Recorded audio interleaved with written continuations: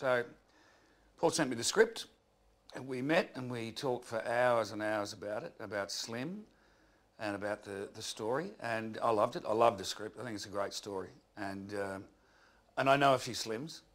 I've met a few in my years. He's a fairly complicated character, and I think he's actually got a lot of different forces that drive him. He feels a bit aggrieved that he's not the king of the Crims, that he's in this little town somewhere in the middle of nowhere. He's running that. He's the big fish in the small pond. So I just liked that he was complex, not cliched. The film, obviously, Crawl. How do you think it differs from other Australian-made films that you've seen? Bill Hunter's not in it. Right. There are no sweeping shots of the outback. There are no jackaroos. There are no gillaroos. Nobody talks like that. I just love the story, and I think it's really well told. And a lot of it is told in action too. You know, Slim's character probably has more dialogue than anyone else, but a lot of it is very suspenseful, and it's told in pictures, not so much in words. And it's a slice of insanity. You know, I'll tell you, I was uncomfortable at first about how nice everyone was. You know, it's not the same way in radio or rock and roll radio. Yeah, you know.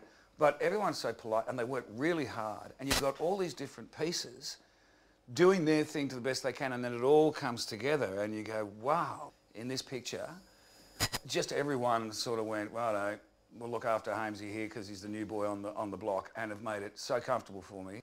It'll leave you gasping at times and keep you guessing all the time. So I hope you enjoy it. Great, thanks a lot. Thank you. I love the character of Marilyn for a lot of reasons. She's in love. She's at a turning point in her life. She thinks she's about to get proposed to, but she's not sure about that. She's very apprehensive, very nervous. And I liked that she had those imperfections, that she was kind of a bit self-deprecating. I guess a lot of the film is about this ordinary girl put in extraordinary circumstance, right, and how she deals with that. And I just think the choices that were made through the script are really interesting. She's the victim, but she is tough as well, and that's pretty fun. George, who plays the stranger, is wonderful, and he's incredible because you sit there and you try to read what is going on in that head, and the subtleties in his acting is sort of just wonderful. And Paul Holmes, who plays Slim, is great. Yeah, and has a really gentle quality that he brings to a character like Slim, that you wouldn't necessarily expect.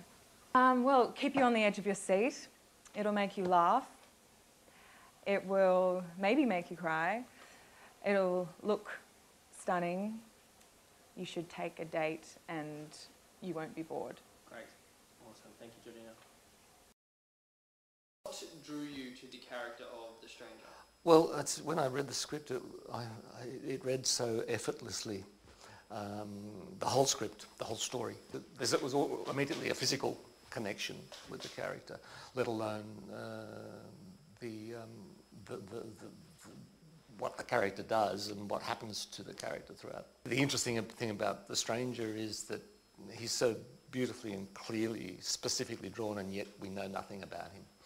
And I think that is the real strength of the writing. It's basically a visual kind of role. This is a very unusual Australian film in the sense that we're not really specifically Australian. It's a reality that could be, it's a very specific reality, but it could be anywhere, in any place, at any time.